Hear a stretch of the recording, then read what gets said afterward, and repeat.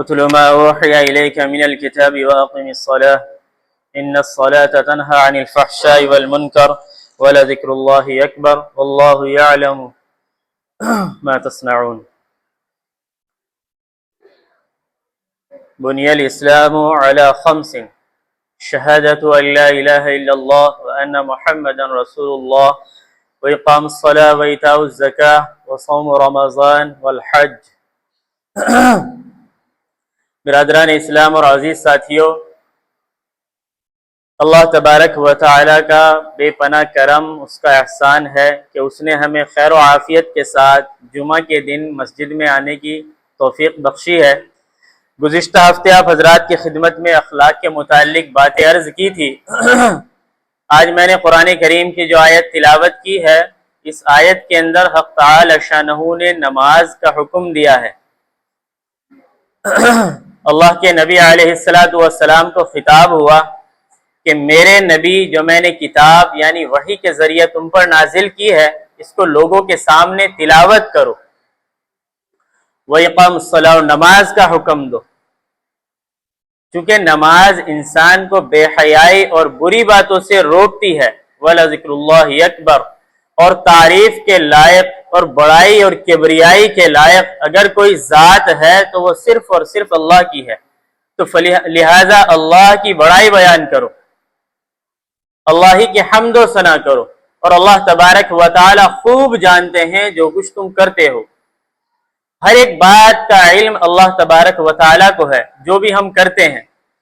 تو گویا کہ نماز کا حکم اللہ تبارک و تعالی نے اس آیت کے اندر دیا، بلکہ قرآن کریم کی بہت سی آیتیں ہیں جس میں اللہ رب العزت نے نماز کا حکم دیا ہے، اور ساتھ ساتھ یہ کہا یا ایھا الذین آمنوا استعینوا بالصبر والصلاۃ، کہ اے ایمان والو تم اللہ کی مدد حاصل کرو نماز اور صبر کے ذریعے۔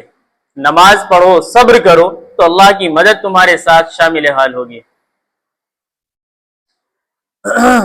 اللہ کے نبی علیہ السلام کی زبان اقدس سے بھی بہت ساری باتیں، بہت ساری احادیث مبارکہ ہمیں ملتی ہیں کہ جس میں نماز کی اہمیت کو اللہ کے نبی نے بیان فرمایا، بلکہ بیان ہی نہیں فرمایا، اللہ کے نبی نے تو کر کے دکھلایا ہے اور لوگوں کو بتلایا ہے کہ تم غیر اللہ کی عبادت چھوڑو، ایک اللہ کی طرف آؤ اور اسی رب کی عبادت کرو جو لائق تعظیم ہے، لائق کبریائی اسی کے سر سجتی ہے، کہ وہی کبریائی کے لائق ہے، اس کے علاوہ کوئی ذات نہیں جس کی بڑائی بیان کی جائے، جس کی تعریف کی جائے، جس کی حمد و ثنا کی جائے۔ یہ صرف اور صرف ہمارے رب ہی کی ذات ہے، ایک ایسی ہے۔ تو اگر ہم دیکھتے ہیں کہ نماز سیرت کو دیکھتے ہیں، حضرت مریم علیہ السلام، قرآن کریم نے اس کا بھی نقشہ کھینچا ہے۔ کلما دخل علیہا زکریا المحراب وجد عندها رزقا قال یا مریم انا لک ھذا قالت هو من عند اللہ ان اللہ یرزق من یشاء بغیر حساب۔ اس آیت کے اندر حضرت مریم کا ذکر ہوا، اور کیا کہ حضرت زکریا علیہ السلام آپ کے پاس آئے، محراب میں داخل ہوئے۔ محراب کہتے ہیں نماز پڑھنے کی جگہ، جہاں حضرت مریم علیہ السلام اللہ کی عبادت کیا کرتی تھی، اس جگہ حضرت زکریا آئے اور آ کر دیکھا کہ آپ کے پاس بہت سا رزق موجود ہے، پھل موجود ہیں، اور آپ یہ دیکھتے ہیں کہ ان پھلوں کو لانے والا کوئی نہیں ہے، کوئی ایسا سبب ظاہراً نظر نہیں آتا۔ اور دوسری بات یہ کہ یہ جو پھل ہیں یہ بے موسم پھل ہیں، ابھی موسم نہیں ان پھلوں کا، تو یہ پھل کہاں سے آئے؟ تو حضرت زکریا نے حضرت مریم علیہ السلام سے پوچھا کہ یہ کہاں سے آئے؟ تو انہوں نے جواب دیا کہ یہ تو میرے رب کی طرف سے عطا ہوئے ہیں، میرے رب کی طرف سے آئے ہیں۔ تو یہ جب کہا حضرت مریم نے کہ میرے رب کی طرف سے آئے ہیں، اور وہ رزق دیتا ہے جسے چاہتا ہے، تو یہ بات جب حضرت زکریا نے سنی تو فوراً رب کریم سے دعا کی، اور کیا دعا کی کہ اے رب جب تو بے موسم پھل دینے پر قادر ہے تو لہذا مجھے بھی اولاد عطا فرما، جبکہ میری عمر کافی زیادہ ہو گئی، میری بیوی کی عمر بھی بہت زیادہ ہو گئی، مجھے اولاد نہیں ہے، لیکن میں تجھ سے دعا کرتا ہوں کہ جب بے موسم پھل دے سکتا ہے تو ہم بڑھاپے کی عمر کو پہنچ گئے ہیں تو ہمیں بھی اولاد کی نعمت سے نواز دے۔ یہ دعا کی اس موقع پر، اور اس کے بعد کیا معاملہ ہوا کہ ایک دن فرشتہ آتا ہے، آ کر خوشخبری دیتا ہے حضرت زکریا کو کہ رب کریم نے آپ کی دعا کو قبول کر لیا، اور آپ کے لیے بشارت اور خوشخبری ہے کہ حق تعالی شانہ آپ کو بیٹا عطا فرمائیں گے۔ اور اللہ رب العزت نے ساتھ ساتھ نام بھی بتلا دیا، یحییٰ نام بتلایا کہ انتہائی متقی، پرہیزگار، نیک اور صالح آپ کو اللہ تبارک و تعالی بیٹے کی نعمت سے مالا مال فرمائیں گے۔ یہ خوشخبری کس وقت میں ملی؟ یہ خوشخبری ملی کہ جب حضرت زکریا نماز کی حالت میں ہے، نماز کی حالت میں یہ خوشخبری ملی ہے۔ تو میں عرض یہ کر رہا ہوں کہ نماز دیکھو کہ جو بھی مسئلہ ہو، جو بھی کام ہو، جو بھی معاملہ ہو، ہمیں نماز پڑھنی چاہیے۔ تو یہ انبیاء علیہ السلام کی سیرت ہے۔ خود اللہ کے نبی علیہ السلام نے نماز کا اہتمام فرمایا، اور اللہ کے نبی حضرت حذیفہ رضی اللہ تعالیٰ عنہ روایت کرتے ہیں اس حدیث کو کہ کان اذا حضبہ امر فصلی، کہ جب بھی اللہ کے نبی علیہ السلام کو کوئی معاملہ پیش آتا، کوئی تکلیف ہوتی، کوئی پریشانی ہوتی یا کوئی اور معاملہ ہوتا، تو آپ نماز کا رخ کرتے، آپ نماز ادا کرتے۔ یہ اللہ کے نبی علیہ السلام کا معمول تھا۔ جبکہ ہم اپنے آپ کو دیکھیں کہ ہم کس دور کے اندر جی رہے ہیں اور ہمارے اوپر کتنے حالات و پریشانیاں ہیں۔ ہم صرف اپنے دکھوں کو تو روتے ہیں، اپنی پریشانیوں کا دوسروں کے سامنے رونا روتے ہیں، لیکن جو مسئلے کا حل جہاں ہے وہاں ہم نہیں آتے۔ رجوع اللہ، اللہ کی طرف لوٹو، اللہ کی طرف آؤ۔ تمام پریشانیوں کا حل نماز کے اندر ہے۔ اللہ کے نبی علیہ السلام ہی کا دور ہے کہ ایک مرتبہ سورج گرہن ہو گیا، اللہ کے نبی علیہ السلام کا چہرے کا رنگ متغیر ہو گیا، بدل گیا۔ اللہ کے نبی علیہ السلام نماز کے لیے نکلے، آپ نے نماز پڑھائی، صحابہ نے نماز پڑھی، اور آپ نے نماز اتنی طویل پڑھائی کہ آپ کا قیام بھی لمبا ہے، آپ کا رکوع بھی لمبا ہے، آپ کا سجدہ بھی لمبا ہے، حتیٰ کہ جو سورج گرہن تھا وہ صحیح اپنی جگہ پر آ گیا۔ اللہ کے نبی علیہ السلام اس وقت تک نماز کی حالت میں رہے۔ آج ہمارے پہ کوئی معاملہ آ جائے تو ہم نہ مسجد کی طرف آتے، نہ ہم قرآن کو یاد کرتے، نہ قرآن کو دیکھتے، نہ تسبیحات کا اہتمام کرتے، بلکہ جو چیزیں ہمیں ظاہراً نظر آ رہی ہوتی ہیں ان کی طرف بھاگتے ہیں۔ کوئی معاملہ پیش آیا، چلو فلاں مالدار آدمی کے پاس چلے جاؤ، فلاں عہدے دار کے پاس چلے جاؤ، فلاں آدمی کے پاس چلے جاؤ، اس کی سفارش لگوا دیں گے، اس کی سوچ سے ہمارا کام ہو جائے گا۔ ادھر دنیا کے ہم چکر کاٹ رہے ہوتے ہیں، لیکن ہمیں آنا کدھر ہے؟ نماز کی طرف، اللہ کے گھر کی طرف۔ قرآن نے کیا کہا؟ یا ایھا الذین آمنوا استعینوا بالصبر والصلاۃ، کہ نماز پڑھو۔ ہر ایک مسئلے کا حل نماز میں ہے۔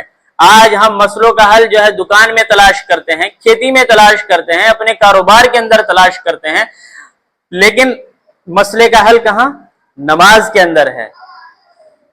اللہ کے نبی علیہ السلام نے ارشاد فرمایا کہ نماز تو میری آنکھوں کی ٹھنڈک ہے، نماز اللہ سے مانگنے کا ایک ذریعہ ہے، نماز اللہ سے بات کرنے کا ذریعہ ہے، نماز کے ذریعے بندہ اللہ کا تقرب حاصل کرتا ہے، نماز کے ذریعے انسان کا مقام اور مرتبہ بڑھا دیا جاتا ہے، نماز کے ذریعے انسان کے اوپر ہونے والی پریشانی، دقتیں، مصیبتیں ہٹا دی جاتی ہیں، نماز کے ذریعے انسان کا چہرہ کھلتا ہے، نماز کے ذریعے انسان کے دل کے اندر جو کڑن ہوتی ہے وہ ختم ہوتی ہے، نماز کے ذریعے انسان کے دل کو سرور حاصل ہوتا ہے، نماز کے ذریعے انسان کا جسم چاق و چوبند رہتا ہے، چستی اور پھرتی اس کے اندر رہتی ہے، وہ سستی نہیں ہوتی، اس کے چہرے پر حشاش و بشاشت رہتی ہے۔ یہ سارے کے سارے فائدے نماز کے اندر ہیں۔ اسی وجہ سے انبیاء علیہ السلام اور صحابہ کرام نے اور اسلاف نے نماز کو پابندی کے ساتھ پکڑا ہے۔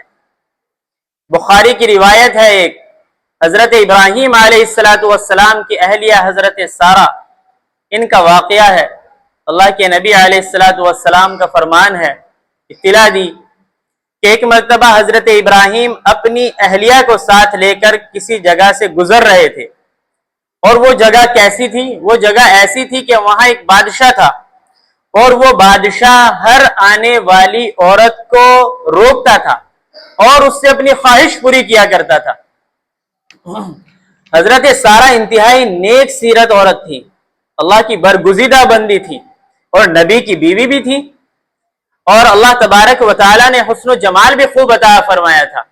لیکن وہ بادشاہ کیا کرتا تھا کہ اگر کوئی اس سے یہ کہتا کہ یہ جو میرے ساتھ عورت ہے یہ میری بہن ہے تو چھوڑ دیا کرتا تھا، پھر اس کے ساتھ وہ اپنی خواہش پوری نہیں کرتا، اور اگر کوئی یہ کہتا کہ میری بیوی ہے تو اس کے ساتھ اپنی خواہش پوری کیا کرتا تھا۔ حضرت ابراہیم جب اس مقام پر آئے تو اس بادشاہ کے جو کارندے تھے انہوں نے آ کر حضرت ابراہیم کو پکڑ لیا اور بادشاہ کے جو دربار تھا اس کے اندر لے گئے۔ اب وہاں بادشاہ نے حضرت ابراہیم سے پوچھا یہ کون ہے؟ تو یہاں حضرت ابراہیم علیہ السلام نے جواب دیا ایک منطقی کہ ہذہ اختی، ایمانی نسبت کے اعتبار سے قرآن کیا کہتا ہے، انما المؤمنون اخوہ، کہ جتنے بھی ایمان والے ہیں سب آپس میں بھائی بھائی ہیں۔ تو حضرت ابراہیم نے ایمان کی نسبت سے کہا کہ یہ تو میری بہن ہے، کیونکہ اگر بیوی کہتے تو پہلے ہی بات مشہور تھی کہ یہ غلط تعلق اس کے ساتھ قائم کرتا ہے۔ لیکن یہ بات تو بادشاہ نے سن لی، لیکن اس کی نیت پھر بھی ڈگمگا گئی۔ اس نے جب سنا کہ اس لڑکی کا حسن و جمال بے پناہ ہے تو اس نے یہ کہا کہ مجھے اپنی جنسی خواہش اس عورت کے ساتھ پوری کرنی ہے۔ اب جب یہ معاملہ ہو گیا تو حضرت سارہ علیہ السلام نے کہا کہ مجھے 2 رکعت نماز پڑھنے دیجئے، میں 2 رکعت نماز پڑھنا چاہتی ہوں۔ بادشاہ نے 2 رکعت نماز پڑھنے کی اجازت دے دی۔ یہ 2 رکعت نماز جو پڑھی ہے اور پھر اس کے بعد اپنے رب سے جو دعا مانگی ہے وہ دعائیں انتہائی جامع ہے، دل سے نکلی ہوئی ہے، اور جب آدمی پریشانی میں اپنے رب کو یاد کرتا ہے تو رب کریم اس کی ضرور سنتے ہیں۔ اور یہاں تو یہ دونوں اعلیٰ معیار کے انسان ہیں، حضرت ابراہیم کا مقام بھی بڑا اونچا اور وہ ایک نبی کی بیوی ہیں تو ان کا مقام بھی بڑا اونچا، اللہ تبارک و تعالیٰ کیسے ان کی دعا قبول نہ فرماتے۔ تو انہوں نے دعا کی اور نماز سے فارغ ہو گئیں۔ جب نماز سے فارغ ہو گئیں اب یہ جو بادشاہ تھا یہ ان کی طرف بڑھا اپنی خواہش پوری کرنے کے لیے غلط ارادے کے ساتھ۔ تو جیسے ہی یہ آگے بڑھا اس کے اوپر غشی طاری ہو گئی اور یہ بے ہوش ہو کے زمین پر گر گیا۔ پھر کچھ دیر جب یہ بے ہوش ہو کے گر گیا تو یہاں حضرت سارہ کے دل میں یہ بات آئی کہ کہیں بعد میں لوگ میری طرف یہ بات نہ منسوب کر دیں کہ میں نے اس کو جان سے مار دیا۔ تو دوبارہ اللہ تبارک و تعالیٰ کے حضور دعا کی کہ اس کو ہوش میں لا دیجئے، اس کا عقل و شعور ٹھیک ہو جائے، تو لہٰذا وہ ٹھیک ہو گیا۔ جب وہ ٹھیک ہوا تو پھر دوبارہ اپنے غلط ارادے سے آگے بڑھا، پھر ایسے ہی دعا کی، پھر تیسری مرتبہ اسی طریقے سے آگے بڑھا تو تیسری مرتبہ پھر یہی معاملہ پیش آیا۔ اب جا کے یہ بادشاہ کہنے لگا کہ میں کن کو تم میرے سامنے پکڑ کر لے آئے ہو کہ میں جب بھی اپنی خواہش پوری کرنے کے لیے آگے بڑھتا ہوں تو میں تو بے ہوش ہو جاتا ہوں، میرا جسم کام کرنا بند کر دیتا ہے، لہٰذا ان کو چھوڑ دیا جائے۔ اور یہ بادشاہ کہتا ہے کہ ساتھ میں ایک باندی بھی ان کو دے دی جائے۔